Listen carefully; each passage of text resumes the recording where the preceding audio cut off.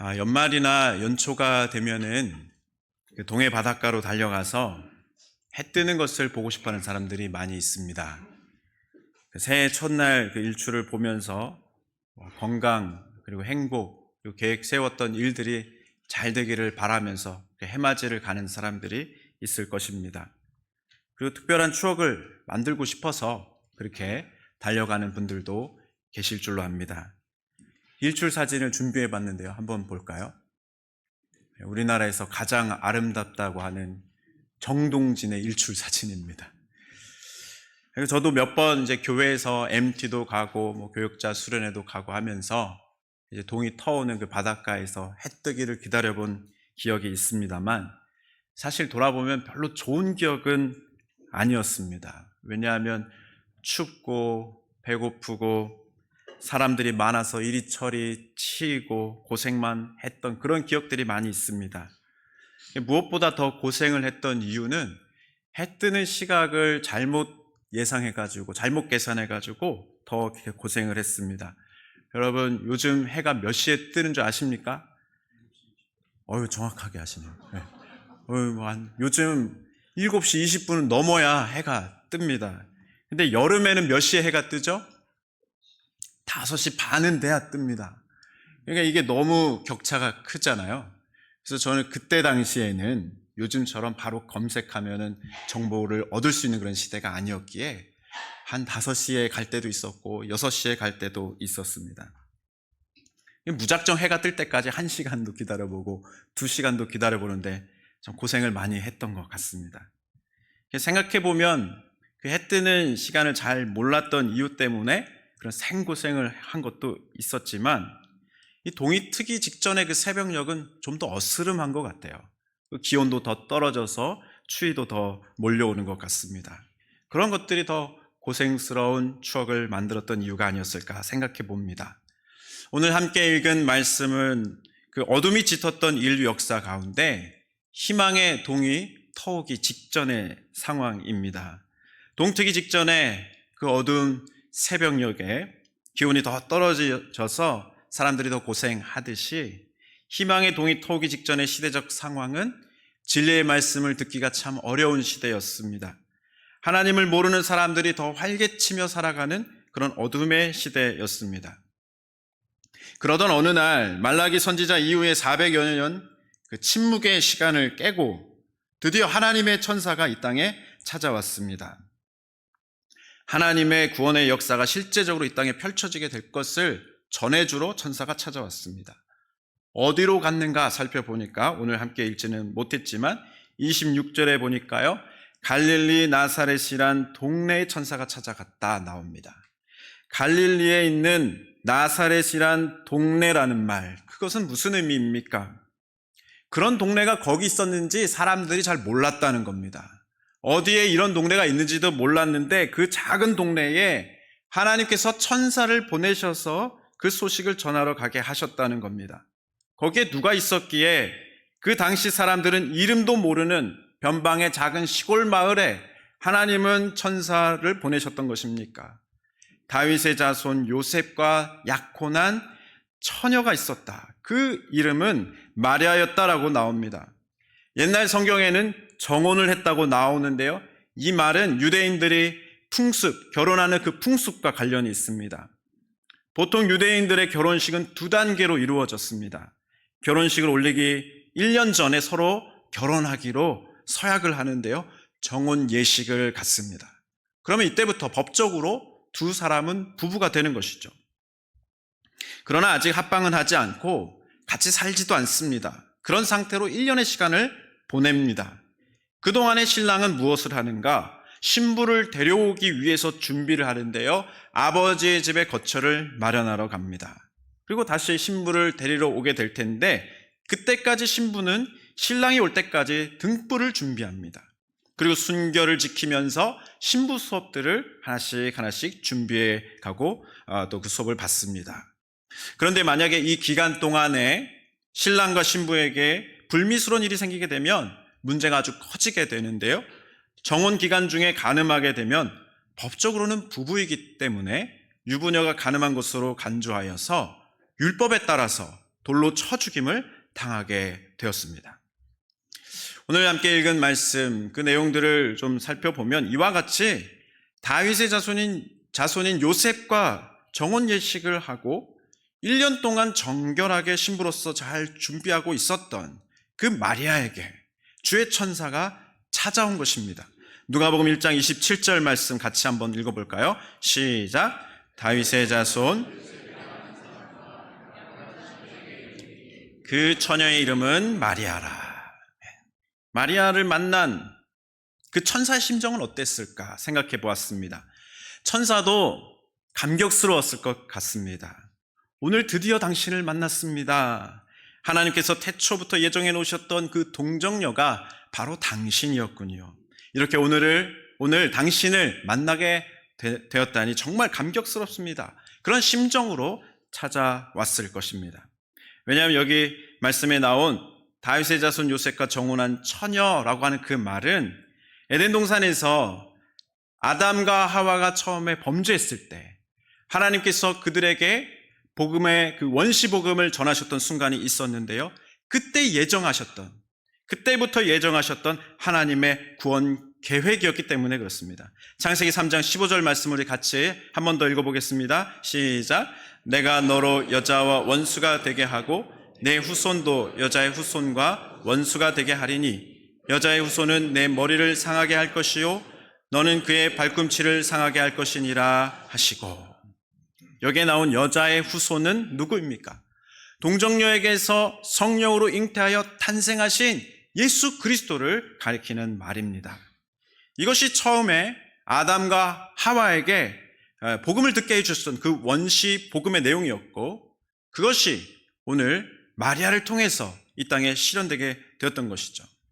아담과 하와 때에 주셨던 그 원시 복음은 세월이 흘러서 다시 한 번 더 이사야 선지자를 통해서 그 땅 가운데 선포된 때가 있었는데요. BC 8세기경이었습니다.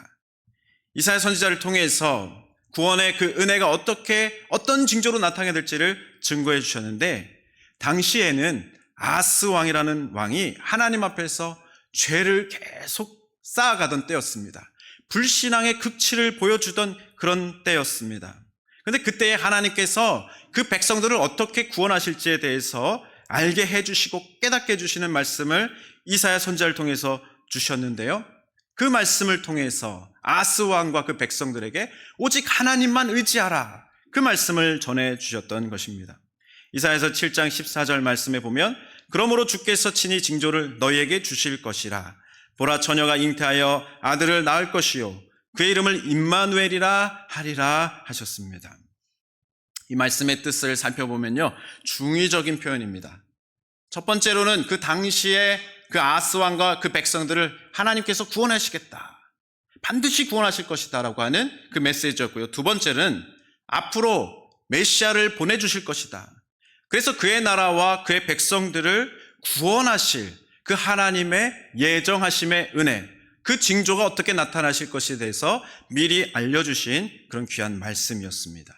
이 말씀이 임했던 그때로부터 700여 년이 더 지난 이후에 드디어 마리아에게 천사가 찾아왔던 것이죠.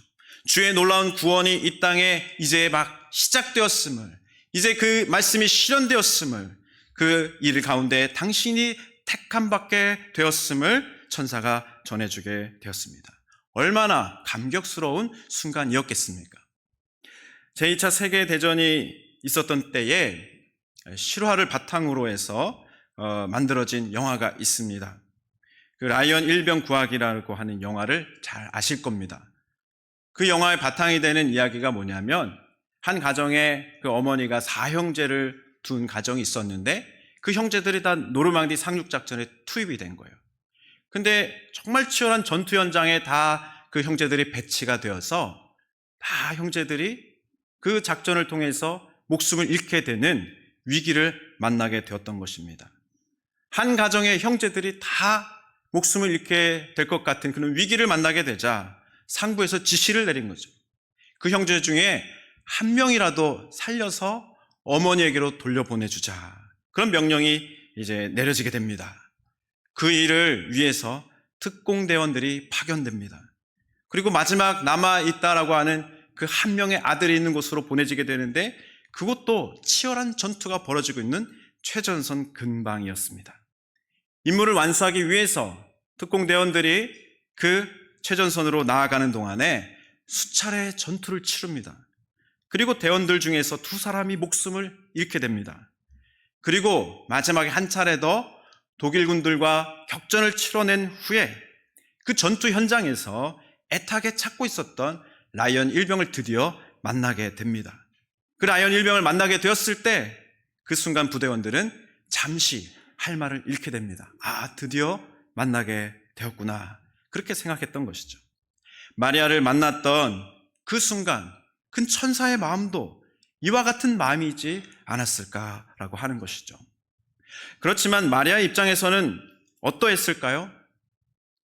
요셉과 정혼하여서 정결한 신부로서 혼인 예식의 날을 손꼽아 기다리며 여러 가지를 조심하며 지내고 있었던 그 신부에게 갑자기 천사가 나타나서 엄청난 소식을 들려주었습니다. 내가 하나님께 은혜를 입었다. 내가 잉태하여 아들을 낳을 것인데 그 이름을 예수라 하라. 그는 큰 자가 될 것이고 지극히 높으신 하나님의 아들이라고 불릴 것이다. 하나님께서 그의 왕위를 다윗의 왕위로서 주실 것이다. 그가 영원히 야곱의 집을 다스릴 것이고 그 나라는 무궁할 것이다 라고 하는 놀라운 말씀을 전해줍니다. 갑작스럽게 천사의 말을 들었을 때에 정말 귀한 말씀을 받기는 했지만 마리아의 생각과 심정은 매우 복잡했을 것입니다. 첫 번째로는 천사를 만나고 하나님의 그 특별한 부르심 가운데 자신이 택함받았다고 하는 감격이었을 것입니다. 두 번째는 남자를 모르는 내게 어떻게 그 일들이 일어날 수 있을 것인가 라고 하는 궁금함이 몰려왔습니다. 세 번째는 그 부르심을 받아들이고 살아가는 삶이 결코 만만치 않은 삶이다라고 하는 두려움이 엄습해오는 그런 심정이었을 것입니다. 마리아는 이렇게 질문합니다. 나는 남자를 모릅니다. 알지 못합니다. 어찌 이런 일이 일어날 수 있겠습니까? 천사는 그 마리아에게 다시 한번 2가지의 말씀을 전해줍니다. 첫 번째로는 나이가 많았던, 그래서 아기를 가질 수 없을 것이라고 했던 그 엘리사벳, 너의 친척 엘리사벳이 지금 하나님의 능력으로 그 권능으로 임신했다. 그 얘기를 전해줍니다. 두 번째로는요, 대저 하나님의 모든 말씀은 능하지 못하심이 없다. 전능하신 하나님의 그 능력을 증거해 줍니다. 마리아는 이 2가지의 말씀을 추가로 듣고 난 다음에 믿음의 확신을 갖습니다. 두려움도 떨쳐버립니다. 그러면서 누가복음 1장 38절을 고백하게 되는데요. 다 같이 한 번 더 봉독하겠습니다. 시작. 마리아가 이르되 천사가 떠나가니라. 아멘.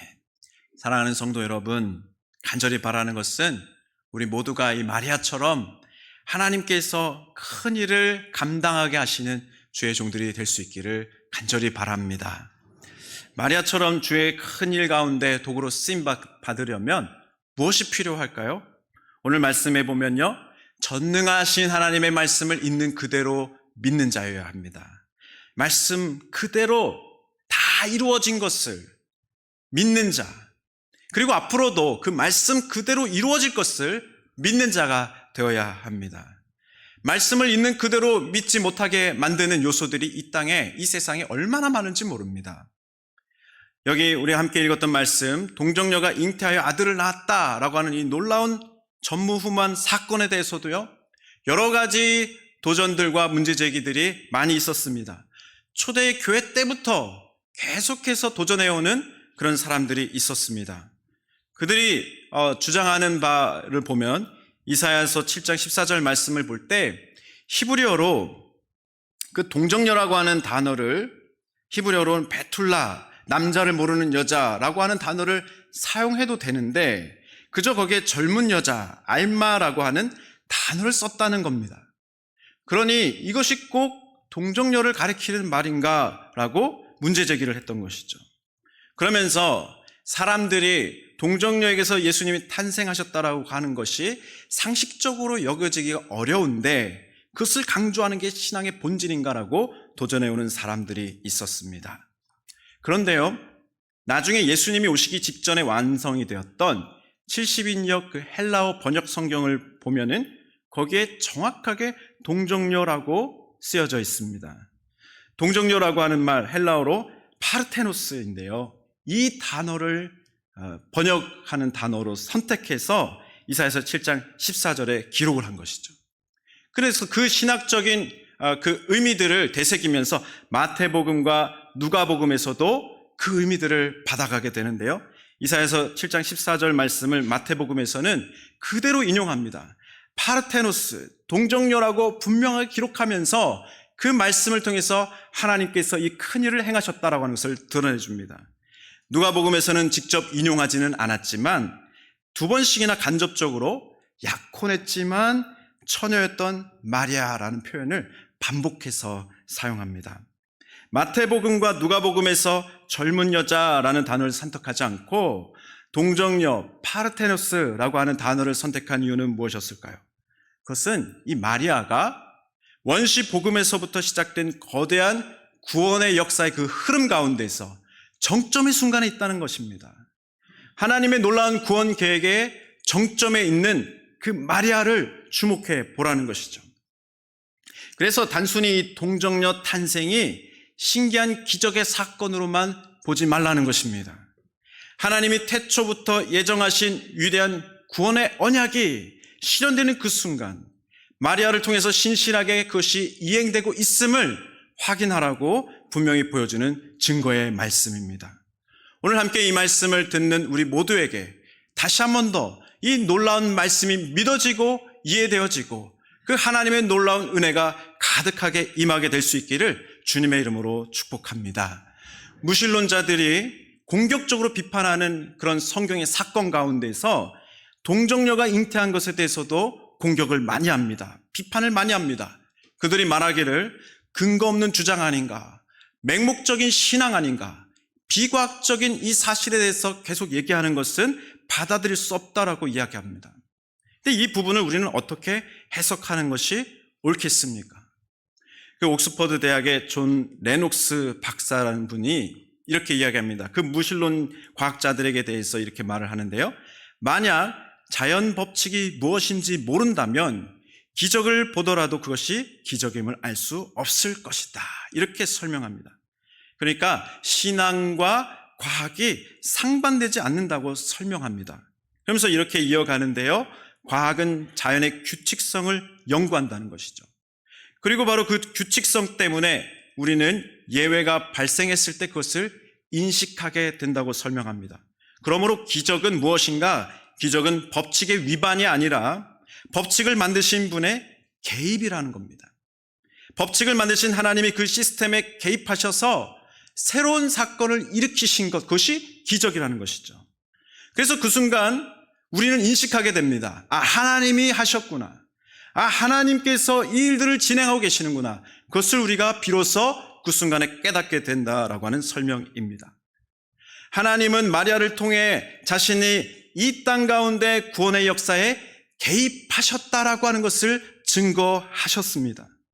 그 새롭고 신기한 일, 누구도 생각해내지 못하고 이룰 수 없었던 그 일 가운데 하나님이 행하셔서 그것을 나타내 주셨던 것입니다. 하나님은 그 일을 통해서 무엇을 주목하게 하셨던 것입니까?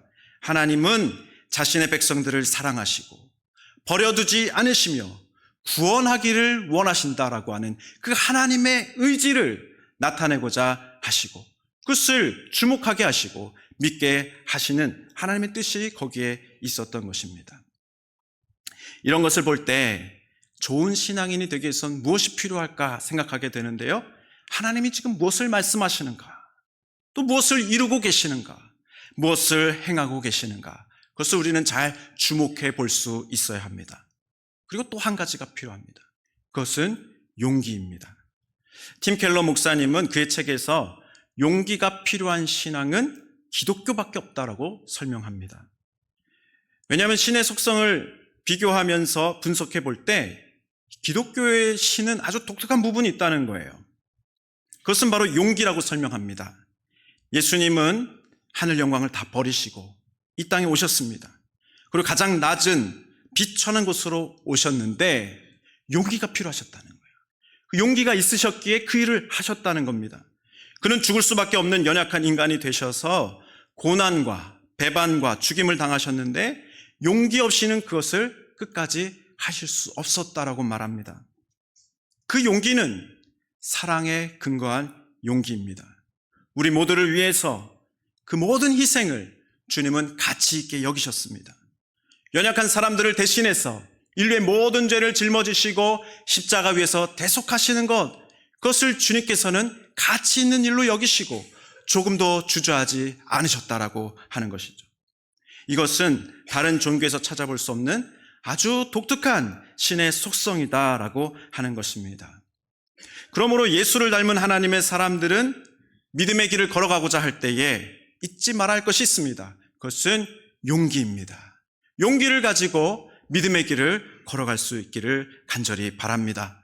오늘 마리아의 고백, 마지막 고백이 어떠했습니까? 주의 여종이오니 말씀대로 내게 이루어지이다.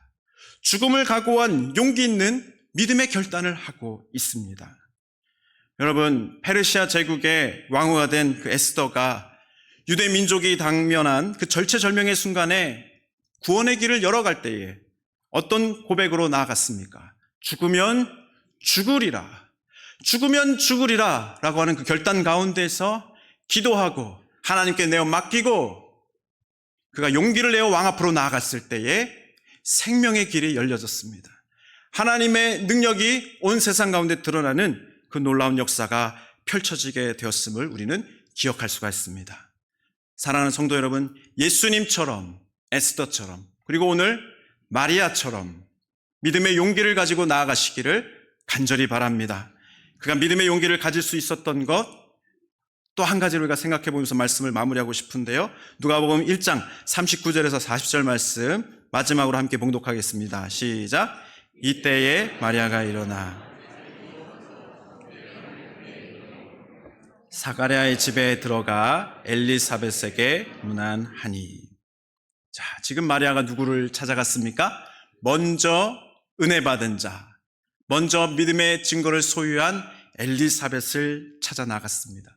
먼저 믿음의 그 길 가운데에서 하나님의 귀한 은혜를 받고 믿음의 증거 가운데 세워져 있는 그 사람들과 연합하는 모습을 보여주고 있습니다. 그 일을 통해서 마리아는 믿음의 용기가 더해졌고 믿음의 확신이 더해졌던 것입니다.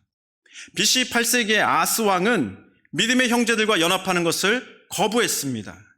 그는 대신 아수르 왕과 연합했습니다. 그리고 우상 숭배하는 그 사람들과 같이 되려고 노력을 했습니다. 그 결과 그는 자신도 망하고 그 나라도 망하게 하는 일 가운데 가게 되었던 것이죠. 믿음의 용기를 더해줄 수 있는 그 사람, 그 믿음의 동력자들과 함께 하실 수 있기를 간절히 바랍니다. 아울러서 내가 누군가에게 그 믿음의 동력자로 쓰임받게 되시기를 간절히 소망합니다. 그래서 하나님의 구원 역사를 이 땅에 다시 한 번 더 펼쳐가실 때에, 이 시대의 마지막 사명을 펼쳐가시고자 하나님께서 사람들을 찾으실 때에 우리 교회가 그 귀한 일 가운데 쓰임받기를 소망합니다. 우리 사랑하는 성도님들이 그 귀한 일 가운데서 담대하게 하나님의 영광을 드러내는 귀한 주님의 도구로 쓰임받기를 주님의 이름으로 축복합니다. 아멘. 시간 함께 찬양하고 결단의 기도로 나아가겠습니다.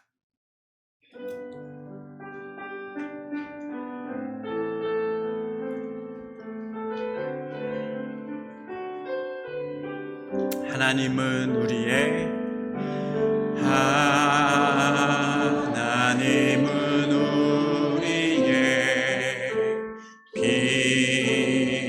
피난처가 되시며 환난 중에 우리의 힘과 도움이. 한 번 더 고백합시다. 하나님은 우리의 피난처가 되시며 환난 중에 우리의 힘과 도움이시니 가만히 있어 너희는 가만히 있어 주가 하나님 되말지어다 열방과 세계 가운데 주가 높임을 아들이 사랑합니다 사랑합니다 내 아버지 찬양합니다 내 온맘 다하여 선포합니다 예수 그리스도 주님 오심을 기다리며 한 번 더 사랑합니다 사랑합니다 내 아버지 찬양합니다 내 온맘 다하여 선포합니다 예수 그리스도 주님 오심을